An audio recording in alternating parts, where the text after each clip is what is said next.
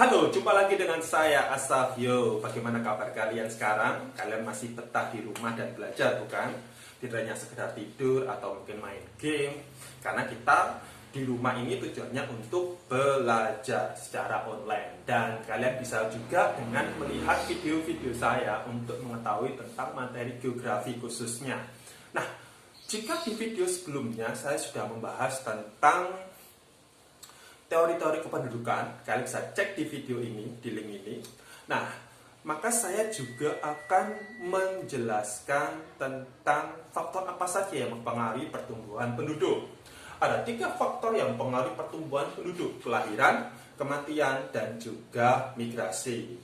Saya sudah pernah membuat video tentang kematian, bisa kalian cek di sini. Dan sekarang adalah saya ingin membuat video tentang faktor kelahiran. Tapi sebelum lanjut, please subscribe, like, dan komen di channel saya supaya saya semakin termotivasi untuk membuat video-video yang lain. Baik, saya lanjutkan. Faktor kelahiran. Kelahiran di sini tentunya pasti akan menambah jumlah penduduk yang ada di suatu daerah. Maka kelahiran ini bisa dilihat apakah itu bisa mempercepat atau disebut juga dengan pronatalitas dan juga menghambat tingkat kelahiran, disebut juga dengan antinatalitas. Nah, faktor pronatalitas atau yang mendorong tingginya tingkat kelahiran di suatu tempat itu ada beberapa faktor. Yang pertama, misalnya adanya kepercayaan banyak anak banyak rezeki. Nah, ada banyak artikel sebenarnya kalau kalian mau baca itu yang berkaitan bahwa sampai sekarang pun masih banyak ditemukan orang-orang dengan orang-orang yang memiliki anak lebih dari 5. Bahkan saya pernah membaca ada orang yang memiliki anak lebih dari 10. Dan itu sebenarnya mereka sudah tahu tentang keluarga berencana, tapi mereka dengan berbagai alasan memutuskan untuk tidak ikut keluarga berencana. Nah, ini otomatis akan mempengaruhi tingkat kelahiran, karena orang yang berpikir bahwa saya itu punya anak dan anak ini merupakan titipan dari Tuhan, jadi kenapa saya harus membatasi. Nah, ini akan membuat tingkat kelahiran di daerah itu akan menjadi sangat tinggi dibandingkan daerah yang lain. Nah, kemudian faktor yang kedua adalah pernikahan di usia muda. Kenapa? Kita harus melihat di sini terutama adalah wanita dengan usia yang sangat produktif. Kalau mereka menikah di usia muda, peluang mereka untuk punya anak juga akan lebih tinggi. Nah, umumnya wanita bisa memiliki anak itu hingga usia 49 tahun. Bayangkan kalau misalnya mereka menikah di usia 11 tahun, 12 tahun. Nah, berarti kalau 12 tahun itu 22, 32, 42, 37 tahun. Mereka punya waktu 37 tahun usia produktif untuk memiliki anak.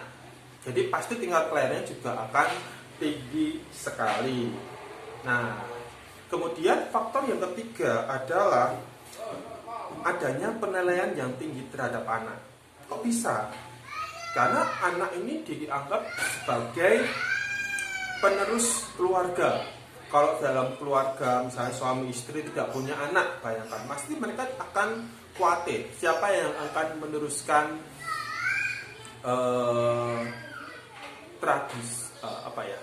generasi family tree di dalam keluarga saya.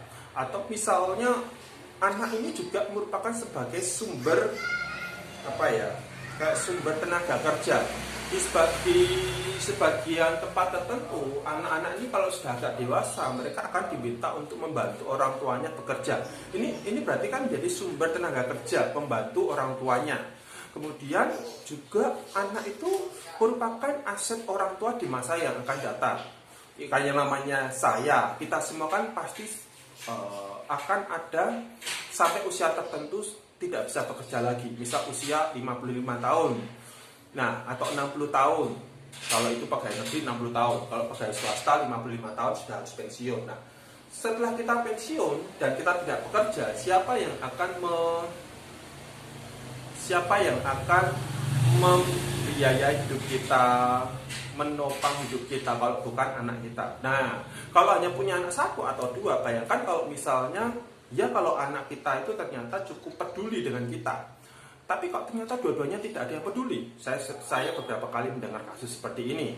Nah, sehingga orang tua akan berusaha untuk memiliki anak yang cukup banyak lah, bukan berarti banyak sekali sih, tapi dengan memiliki anak yang semakin banyak, setidaknya mereka di usia tua pasti akan ada anak-anak yang peduli dengan kehidupan mereka. Itu seperti itu. Makanya untuk menjaga supaya ada anak yang peduli ini, lebih baik punya anak yang banyak seperti itu. Nah, di beberapa tempat itu juga bisa jadi karena program keluarga berencana ini kurang bisa diterapkan. Dulu pada waktu saya ada banyak kasus yang saya pernah dengar, termasuk pada waktu saya dulu skripsi. Jadi mereka sudah tahu tentang program keluarga berencana, tetapi pada satu ketika mereka lupa menggunakan alat kontrasepsi.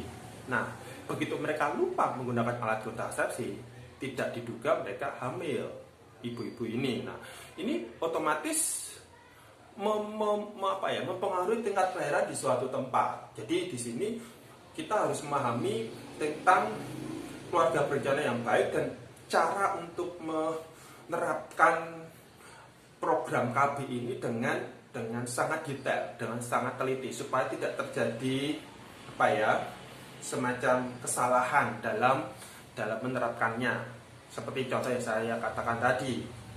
Nah, ini jika faktor yang mempengaruhi tingkat kelahiran atau pronatalitas. Kalau yang berkaitan dengan antinatalitas, ini misalnya satu, yaitu suksesnya program keluarga berencana. Jadi di banyak tempat, baik di desa atau di kota, saya sering menemukan patung-patung atau gapura begitu yang bertuliskan 2 anak cukup. Di mana-mana itu saya sering menemukan seperti itu. Nah, ini pasti tidak hanya sekedar slogan, tapi di dalam masyarakatnya sendiri juga sudah diberikan penyuluhan tentang keluarga berencana ini. Nah, ini akan menjadi berhasil dan otomatis bisa mengurangi tingkat kelahiran di suatu daerah. Nah, juga karena kemajuan teknologi. Nah, zaman dulu mungkin tidak ada internet, televisi masuk di suatu tempat juga sedikit, surat kabar masuk di daerah pelosok juga sedikit. Nah, ini membuat akses masyarakat untuk memahami pentingnya keluarga berencana itu sukar. Tapi dengan kemajuan teknologi sekarang, kita tinggal pakai HP, kemudian kita search atau kita dapatkan penyuluhan-penyuluhan dari berbagai media informasi, maka kita jadi paham pentingnya tentang keluarga berencana ini, syarat-syaratnya seperti apa. Kemudian juga adanya batasan tunjangan anak bagi keluarga PNS. Ini ngefek sekali. Nah, misalnya kalau saya PNS, saya punya anak 2 misalnya. 2 anak saya ini ditunjang oleh pemerintah. Nah, kalau saya punya anak 3 dan 4, maka tidak ada tunjangan tambahan. Nah, kalau saya punya anak lebih dari yang ditetapkan oleh pemerintah, ini kan merugikan sekali karena tidak ada tambahan gaji untuk anak yang ketiga dan keempat ini. Jadi saya pikir lebih baik saya punya anak 2 saja supaya tidak memberatkan saya. Adanya penundaan usia menikah.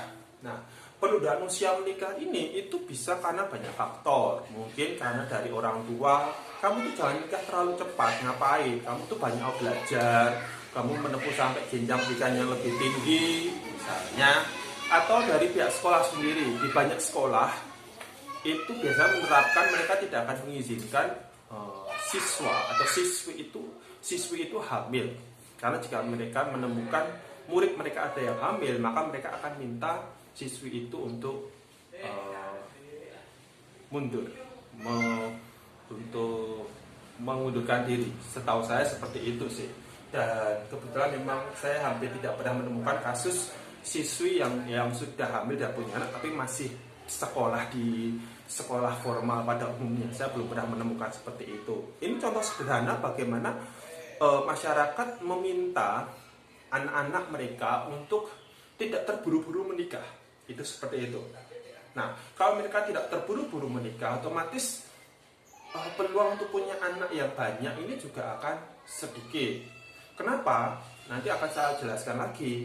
Ada kaitannya dengan penundaan usia perkawinan menurut pemerintah, yaitu perkawinan untuk wanita idealnya itu 16 tahun, kalau yang laki-laki 19 tahun.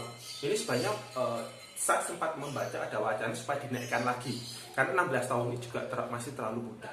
Tapi kita pakai logika seperti ini. Kalau misalnya usia 11 menikah, 12 sudah punya anak, terutama untuk wanita, usia mereka itu dari usia 49, itu idealnya usia 35 itu sebenarnya sudah mentok nggak punya anak.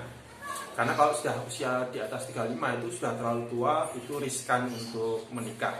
Nah, kalau mereka itu usia 12, berarti 12, 22, 32, 23. Mereka punya waktu 23 tahun untuk punya anak. Mungkin mereka bisa jadi 5, 6, 7, 22. Mungkin malah 10 tahun, 10 anak bisa kalau selisih anaknya 2 tahun sekali. Tapi kalau misalnya seorang wanita punya rencana menikah di usia 25. Nah, usia 25 padahal usia ideal untuk punya anak itu tidak lebih dari 35. Walaupun mereka bisa punya anak sampai 49 tahun. Setidaknya mereka punya jeda waktu hanya 10 tahun. Kalau punya jeda waktu hanya 10 tahun, maka peluang mereka punya anak itu mungkin hanya 2 atau 3 saja. Tidak akan lebih dari itu, karena nanti terlalu tua. Padahal idealnya punya anak itu, setiap anak itu paling tidak harus 3 tahun hingga 5 tahun selisihnya. Dengan harapan apa? Satu anak ini bisa mendapatkan air susu ibu atau perhatian yang lebih. Karena kalau jaraknya terlalu dekat itu secara psikologi dan kesehatan orang tua itu tidak dianjurkan. Kemudian juga adanya banyak wanita karir.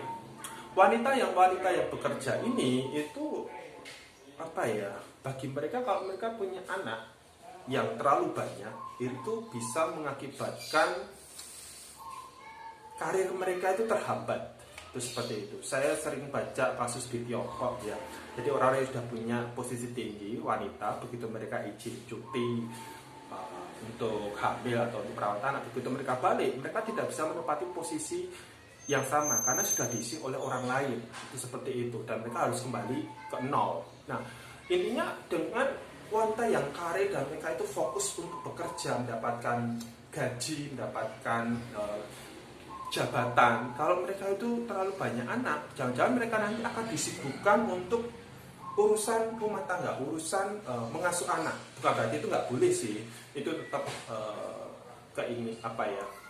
sifat alami manusia, sifat alami wanita. Tapi mungkin bagi sebagian orang, intinya lebih baik mereka memiliki anak yang sedikit tapi cukup baik daripada mereka punya anak yang banyak. Mungkin akan menghambat mereka dalam bekerja. Toh saya juga banyak melihat kasus-kasus orang-orang yang akhirnya memutuskan untuk mengundurkan diri dari pekerjaan dan kemudian mereka fokus untuk menjadi ibu rumah tangga. Tidak ada yang salah menjadi ibu rumah tangga loh ya. Cuma akhirnya mereka ngapain saya mendapatkan jabatan yang cukup baik tapi anak-anak tidak, anak-anak menjadi terlantar. Seperti itu. Jadi salah satu faktornya adalah dengan wanita yang bekerja, mereka itu ingin supaya mendapatkan jabatan yang tinggi atau mereka tuh bisa mendapatkan karir yang cukup baik.